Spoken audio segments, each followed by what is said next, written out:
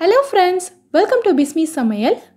இன்னைக்கு நம்ம வீடியோல பெண்களுக்கு தேவையான இதுவரைக்கும் நீங்க கேள்விப்படாத ரொம்பவே புதுசான யூஸ்ஃபுல்லான கிச்சன் டிப்ஸ் மற்றும் வீட்டு குறிப்புகள் தான் பார்க்க போறோம்.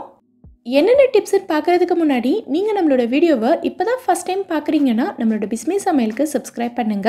நம்ம சேனல்ல ஏற்கனவே கிச்சன் டிப்ஸ் மற்றும் வீட்டு குறிப்புகள் பத்தி நிறைய வீடியோஸ் போட்டிருக்கோம். அந்த வீடியோஸையும் நீங்க செக் பண்ணி பாருங்க. இப்போ நம்ம ஃபர்ஸ்ட் டிப் என்னங்கறத பார்க்கலாம். இங்கே பார்த்தீங்கன்னா நான் கிர்னி பழம் தான் எடுத்திருக்கேன். இது கிர்னி பழம் இல்லை முலாம்பழம் எப்படி வேணாலும் சொல்லலாம். இந்த வெயில் காலத்தில் எல்லா இடங்கள்லையுமே நிறைய கிடைக்கும்.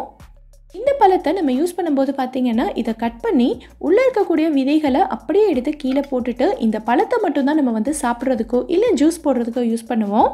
ஆனால் இந்த விதைகளில் கூட நமக்கு நிறைய சத்துக்கள் இருக்குது. இதை நம்ம வேஸ்ட் பண்ண வேண்டாம். ஒரு ஸ்பூன் வச்சு லைட்டாக எடுத்திங்கனாலே போதும், ஃபுல்லாக அப்படியே வந்துடும். ஒரு பிளேட்டில் எடுத்து வச்சுக்கலாம்.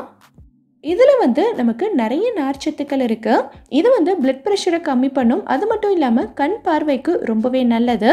ஸோ இதை நம்ம வேஸ்ட் பண்ணாமல் எப்படி யூஸ் பண்ணணுங்கிறத நான் சொல்கிறேன். ஒரு மிக்ஸி ஜார் எடுத்துகிட்டு இந்த விதைகள் எல்லாத்தையும் உள்ளே சேர்த்துடலாம்.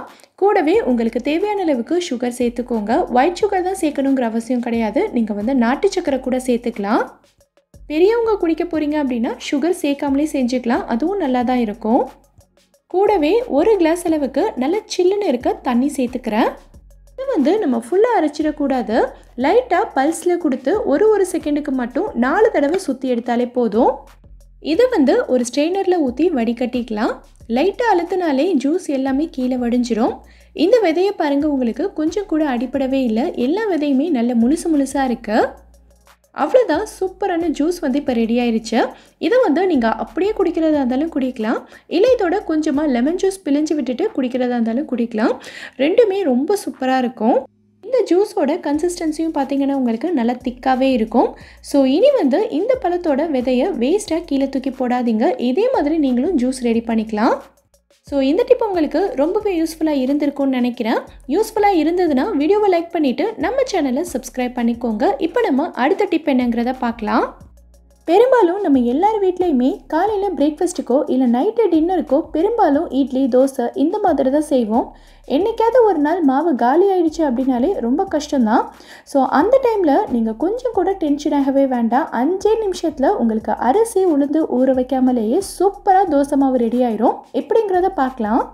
இதுக்கு நான் 1 கப் அளவுக்கு ரவை எடுத்திருக்கேன். இது நம்ம எப்போவுமே உப்புமா செய்கிறதுக்கு யூஸ் பண்ணுற ரவை தான். இதை வறுத்தது இல்லை வறுக்காதது எதுவாக இருந்தாலும் பரவாயில்ல, நீங்கள் எடுத்துக்கலாம். இது கூடவே நான் 1/2 கப் அளவுக்கு அவல் சேர்க்க போகிறேன். இது ரொம்ப மெல்லிசான அவலுங்கிறதுனால சீக்கிரமே நமக்கு ஊறி வந்துடும். இந்த வெள்ளை அவலுக்கு பதிலாக நீங்கள் சிகப்பு அவல் கூட யூஸ் பண்ணிக்கலாம். இப்போது இது ரெண்டத்தையும் நம்ம தண்ணி ஊற்றி ஊற வைக்க போகிறோம். நான் இன்றைக்கி நம்ம ரவை அளந்த அதே கப்பில் 1/2 கப் அளவுக்கு தண்ணி சேர்த்துக்கிறேன். இப்போது இது ரெண்டத்தையும் நல்லா கலந்து விட்டுட்டு இதை ஒரு 5 நிமிஷத்துக்கு அப்படியே ஊற வச்சிடலாம். 5 நிமிஷத்துலேயே பார்த்திங்கன்னா இது சூப்பராக ஊறி வந்துடும். 5 நிமிஷம் நல்லா ஊறினதுக்கப்புறமா பார்த்திங்கன்னா இந்த மாதிரி தான் இருக்கும். தண்ணி எல்லாத்தையும் நல்லா உறிஞ்சிட்டு சாஃப்டாக வந்திருக்கும். இப்போ இதை ஒரு பெரிய மிக்ஸி ஜாரில் மாற்றிட்டு இதோட நம்ம தயிர் தான் சேர்க்க போகிறோம். இந்த தயிர் தான் நம்ம தோசைக்கு நல்ல ஒரு புளிப்பு டேஸ்ட்டை கொடுக்க போகுது. ஒரு பெரிய கரண்டியில் 2 கரண்டி அளவுக்கு தயிர் சேர்த்துக்கிறேன். நல்ல புளிச்ச தயிராக இருந்ததுன்னா டேஸ்ட் சூப்பராக இருக்கும். இப்போ இதோட கொஞ்சமாக தண்ணி சேர்த்துட்டு இதை நல்லா அரைச்சி எடுத்துக்கலாம். மாவு பார்த்திங்கன்னா இந்த கன்சிஸ்டன்சியில் இருக்கணும். இப்போது இந்த மாவுக்கு தேவையான உப்பு சேர்த்து நல்லா கலந்து விட்டுக்கலாம். மாவு ரொம்ப திக்காக இருக்கக்கூடாது. திக்கான மாவில் தோசை ஊற்றுனீங்க அப்படின்னா தோசை ரொம்ப ஹார்டாக இருக்கும். ஸோ நம்ம எப்போவுமே தோசை மாவுக்கு எந்த பக்குவத்தில் கரைச்சி வச்சுருப்போமோ அதே கன்சிஸ்டன்சியில் இருக்கணும். இப்போ இது கூட நம்ம சோடா உப்பு சேர்த்துக்கலாம். 1/4 டீஸ்பூனை விட ரொம்ப கம்மியான லெவலில் தான் நான் சேர்த்துருக்கேன். சேர்த்துட்டு நல்லா கலந்து விட்டுருங்க. நீங்கள் எப்போ தோசை ஊற்ற போகிறீங்களோ அந்த டைமில் இந்த சோடா மாவு சேர்த்து நல்லா கலந்துட்டு தோசை ஊற்றிக்கலாம். இல்லை நீங்கள் மாவு ரெடி பண்ணிவிட்டு ஃப்ரிட்ஜில் வைக்க போகிறீங்க அப்படின்னா ஃப்ரிட்ஜில் இருந்து வெளியில் எடுத்ததுக்கப்புறமா தோசை ஊற்றுறதுக்கு முன்னாடி இதை கலந்துட்டு நீங்கள் தோசை ஊற்றிக்கலாம். இதை நான் உங்களுக்கு ஊற்றி காட்டுறேன் பாருங்கள். நான் ரொம்ப மெல்லிசானா ஊற்றலை, ஓரளவுக்கு கொஞ்சம் தடிமனாக தான் ஊற்றுறேன். இதை சுற்றி கொஞ்சமாக எண்ணெய் ஊற்றிக்கலாம். தோசை நல்ல ஓட்டையாக சூப்பராக வந்திருக்கு பாருங்கள். இது திருப்பும்போது ஒட்டிக்குமோ எடுக்க வராதோன்னெல்லாம் நீங்கள் யோசிக்கவே வேண்டாம். நான் இன்றைக்கி வந்து இரும்பு தோசைக்கல்லில் தான் சுட்டிருக்கேன். எனக்கு எவ்வளோ சூப்பராக வருது பாருங்கள். அவ்வளோதான், தோசை மாவு இல்லாமலேயே 5 நிமிஷத்தில் சூப்பராக ரெடி பண்ணியாச்சு. இதுக்கு வந்து கார சட்னி, தக்காளி சட்னி எல்லாம் சூப்பரான காம்பினேஷன். ஸோ இனி வந்து தோசை மாவு இல்லைன்னா கொஞ்சம் கூட டென்ஷன் ஆகவே வேண்டாம். 5 நிமிஷத்தில் இதே மாதிரி ரெடி பண்ணிக்கலாம். உங்களுக்கும் ரொம்பவே பிடிக்கும். கண்டிப்பாக ட்ரை பண்ணி பாருங்கள். பொதுவாகவே நம்ம வீட்டில் சட்னிக்கோ இல்லை குழந்தைங்களுக்கு ஸ்கூலுக்கு கொடுத்து அனுப்புறதுக்கோ வேர்க்கடலையெல்லாம் வறுக்கணும் அப்படின்னா நம்ம ஸ்டவ்வில் ஒரு பேன் வச்சு தான் வறுப்போம்.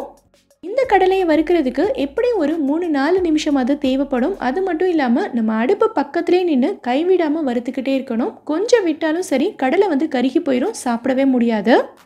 ஸோ காலையில் எழுந்திரிச்சு அவசரமாக சமைக்கிறவங்களுக்கு, வேலைக்கு போகிறவங்களுக்கெல்லாம் இந்தளவுக்கு டைம் எடுத்து வறுக்க முடியாது.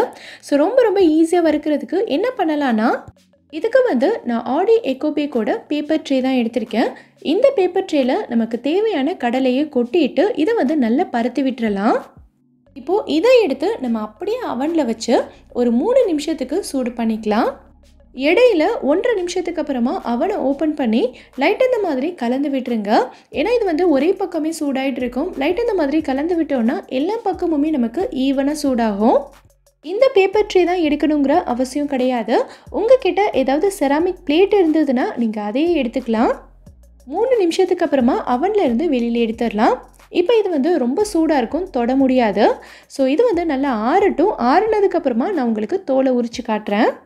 இது வந்து நல்லா ஆறிடுச்சு. லைட்டாக கசக்கி விட்டாலே போதும். தோலெல்லாம் எவ்வளோ சூப்பராக உறிஞ்சு வருது பாருங்கள். இந்த கடலையுமே நமக்கு சூப்பராக வறுபட்டிருக்கு. இந்த கடலையை நம்ம அடுப்பில் வறுத்தா கூட அங்கங்கே லைட்டாக கருப்பாக இருக்கும். ஆனால் இந்த மாதிரி நம்ம அவனில் வறுத்தது பார்த்திங்கன்னா கொஞ்சம் கூட கருகாமல் எல்லா பக்கமுமே நல்ல ஈவனாக வறுபட்டிருக்கு. அடுத்து இந்த மாதிரி ஒரு பெரிய சல்லடை வச்சுட்டு இதை உள்ளே கொட்டிட்டீங்க அப்படின்னா இதில் இருக்க தோல் தனியாக கடலை தனியாக ஈஸியாக பிரித்து எடுத்துடலாம். இந்த தோலெல்லாம் நமக்கு ஃபுல்லாக அங்கங்கே பறந்து வீடு ஃபுல்லாக குப்பையாகாது. இதை நம்ம க்ளீன் பண்ண வேண்டிய அவசியமும் கிடையாது. அடுத்து இந்த பேப்பர் ட்ரேயை நம்ம அப்படியே கீழே தூக்கி போட்டுற வேண்டாம். இது வந்து உங்களுக்கு ரீயூசபிள் தான். ஸோ இதை எடுத்து நம்ம அப்படியே வச்சுக்கிட்டோன்னா மறுபடியும் யூஸ் பண்ணிக்கலாம். இந்த டிப் உங்களுக்கு ரொம்பவே யூஸ்ஃபுல்லாக இருந்திருக்குன்னு நினைக்கிறேன். ஸோ கண்டிப்பாக ட்ரை பண்ணி பாருங்கள். இப்போ நம்ம அடுத்த டிப் என்னங்கிறத பார்க்கலாம். நம்ம எல்லார் வீட்லேயுமே இந்த மாதிரி மர கட்டிங் போர்டு வந்து இருக்கும். இந்த மாதிரி மர கட்டிங் போர்டெல்லாம் நம்ம வந்து கரெக்டாக க்ளீன் பண்ணி மெயின்டைன் பண்ணணும். கொஞ்சம் க்ளீன் பண்ணாமல் கவனிக்காமல் விட்டுட்டாலும் கூட கொஞ்ச நாளையிலே இந்த போர்டு ஃபுல்லாகவே அங்கங்கே கருப்பாக வர ஆரம்பிச்சிடும். இந்த கட்டிங் போர்டு வந்து நான் 4 வருஷத்துக்கும் மேலே யூஸ் பண்ணிகிட்ருக்கேன். ஸோ இதோட ஓரத்தில் பார்த்திங்கன்னா ஃபுல்லாக கருப்பாயிருச்சு. இதை வீடியோவில் பார்க்கும்போதே உங்களுக்கு தெரியும்னு நினைக்கிறேன். ஸோ இந்த கருப்பு எல்லாத்தையும் நம்ம எப்படி க்ளீன் பண்ணணுங்கிறத நான் சொல்கிறேன். இதுக்கு நம்ம யூஸ் பண்ண போகிறது பார்த்திங்கன்னா சாண்ட் பேப்பர் தான், அதாவது உப்புத்தாள். இந்த உப்புத்தாள் வந்து பொதுவாகவே எல்லா கடைகளையுமே கிடைக்கும். ரொம்ப கம்மியான ரேட்டு தான். இது வந்து நல்லா சொரன்னு இருக்கும். பெயிண்ட் அடிக்கிறவங்கெல்லாம் நிறைய யூஸ் பண்ணுவாங்க. இந்த ஷீட் ஃபுல்லாகவே நமக்கு வந்து தேவைப்படாது. இதுலேருந்து ஒரு சின்ன பீஸ் மட்டும் கட் பண்ணி எடுத்துக்கலாம். இப்போது இந்த உப்புத்தாள் வச்சு இந்த கட்டிங் போர்டில் உங்களுக்கு எங்கெங்கெல்லாம் கருப்பாக இருக்கோ அந்த இடம் ஃபுல்லாகவே நல்லா தேய்ச்சி விட்டுருங்க. இப்போது இந்த உப்புத்தாள் வச்சு நம்ம கட்டிங் போர்டில் எங்கெல்லாம் கரை இருக்கோ அது ஃபுல்லாகவே நல்லா தேய்ச்சி விட்டுறலாம். கரை எந்த அளவுக்கு பிடிச்சிருக்குங்கிறத பொறுத்து இதை தேய்க்கிறதுக்கு டைம் எடுக்கும். லைட்டான கரை அப்படின்னா உங்களுக்கு சீக்கிரமாகவே போயிடும். இல்லை ரொம்ப நாள் ஆயிடுச்சு அப்படின்னா இது கொஞ்சம் டைம் எடுத்து தான் நீங்கள் வந்து தேய்க்கணும். இதை நான் தேய்க்கும் போதே உங்களுக்கு தெரியும்னு நினைக்கிறேன். இதில் இருக்க கரை எல்லாமே நமக்கு நல்லாவே போகுது. ஆனால் இதில் நீங்கள் கவனிக்க வேண்டிய ஒரு முக்கியமான விஷயம் என்னென்னா, இந்த கட்டிங் போர்டில் மேலே கொடுத்துருக்கக்கூடிய பாலிஷ் கோட்டிங் எல்லாமே நமக்கு வந்து ஃபுல்லாக போயிடும். ஏன்னா நம்ம வந்து எல்லாத்தையும் தேய்ச்சி எடுத்துட்டோம் இல்லையா. ஸோ இந்த மெத்தடை நீங்கள் வந்து பழைய கட்டிங் போர்டுக்கு யூஸ் பண்ணிக்கலாம். ஆனால் ஆசையாக வாங்கின புது கட்டிங் போர்டில் செஞ்சிடாதீங்க. நம்மளோட புது கட்டிங் போர்டை எப்படி க்ளீன் பண்ணி மெயின்டைன் பண்ணணுங்கிற விஷயத்த நான் ஏற்கனவே இன்னொரு வீடியோவில் சொல்லியிருக்கேன். அதையும் நீங்கள் கண்டிப்பாக செக் பண்ணி பாருங்கள். ஸோ இந்த டிப் உங்களுக்கு ரொம்பவே யூஸ்ஃபுல்லாக இருந்திருக்கும்னு நினைக்கிறேன். யூஸ்ஃபுல்லாக இருந்ததுன்னா மறக்காமல் எனக்கு கமெண்ட்டில் சொல்லுங்கள். இப்போ நம்ம அடுத்த டிப் என்னங்கிறத பார்க்கலாம். நம்ம வீட்டில் சிக்கன் ஃப்ரை, சிக்கன் 65 எல்லாம் பண்ணும்போது ஃப்ரை பண்ணி எடுத்ததுக்கப்புறமா சிக்கன் வந்து நல்லா ஹார்டாக இருக்குது, கொஞ்சம் கூட சாஃப்டாகவோ இல்லை ஜூஸியாகவோ இல்லைன்னு சொல்லியிருக்கீங்க. இதுக்கு வந்து நம்ம வீடியோலேயே நான் வந்து நிறைய டிப்ஸ் உங்களுக்கு சொல்லியிருக்கேன். இப்போ நான் சொல்ல போகிறதுமே ரொம்பவே ஈஸியான அதே சமயம் எஃபெக்டிவான ஒரு மெத்தட் தான். நீங்கள் சிக்கன் 65 பண்ணுறதுக்கு எப்போவுமே என்னென்ன மசாலா பொருட்கள்லாம் சேர்ப்பீங்களோ எல்லாத்தையும் சேர்த்துக்கங்க. நான் வந்து இஞ்சி பூண்டு விழுது, மிளகாத்தூள், அப்புறம் உப்பு மட்டும்தான் சேர்த்துருக்கேன். சிலர் வந்து மஞ்சள் தூள், கரம் மசாலா, மிளகுத்தூள் எல்லாம் சேர்ப்பாங்க. சேர்க்குறதா இருந்தாலும் சேர்த்துக்கலாம். இப்போது இந்த சிக்கனை சாஃப்ட் ஆக்கிறதுக்கு நம்ம சேர்க்க போகிறது பார்த்திங்கன்னா தயிர் தான். தயிர் வந்து எப்போவுமே எல்லார் வீடுகள்லையுமே இருக்கும். ஸோ இதை வந்து ஒரு 2 டீஸ்பூன் அளவுக்கு சேர்த்துக்கங்க. ஆனால் ரொம்ப புளிப்பாக இருக்கக்கூடாது. சேர்த்துட்டு நல்லா கலந்து விட்டுக்கோங்க. இந்த தயிர் தான் நம்ம சிக்கனுக்கு நல்ல சாஃப்ட்னஸ் கொடுக்கும். இது கூடவே நான் வந்து கொஞ்சமாக காஷ்மீரி மிளகாய்த்தூள் சேர்த்துக்கிறேன். இந்த காஷ்மீரி மிளகாய்த்தூளில் உங்களுக்கு வந்து அவ்வளோவா காரம் இருக்காது. ஆனால் கலர் வந்து சூப்பராக வரும். ஸோ நம்ம வந்து கலர் பவுடர் சேர்க்க வேண்டிய அவசியம் இருக்காது. அடுத்து ஒரு ஃபோர்க் எடுத்துட்டு சிக்கனில் அங்கங்கே இந்த மாதிரி நல்லா குத்தி விட்டுருங்க.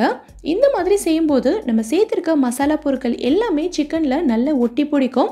அது மட்டும் இல்லாமல் சிக்கனும் நமக்கு நல்ல ஜூஸியாக வரும். இப்போது இது வந்து ஒரு 30 நிமிஷத்துக்கு நல்லா ஊறட்டும். அதுக்கப்புறமா நம்ம வந்து இன்னொரு முக்கியமான பொருள் சேர்க்க போகிறோம்.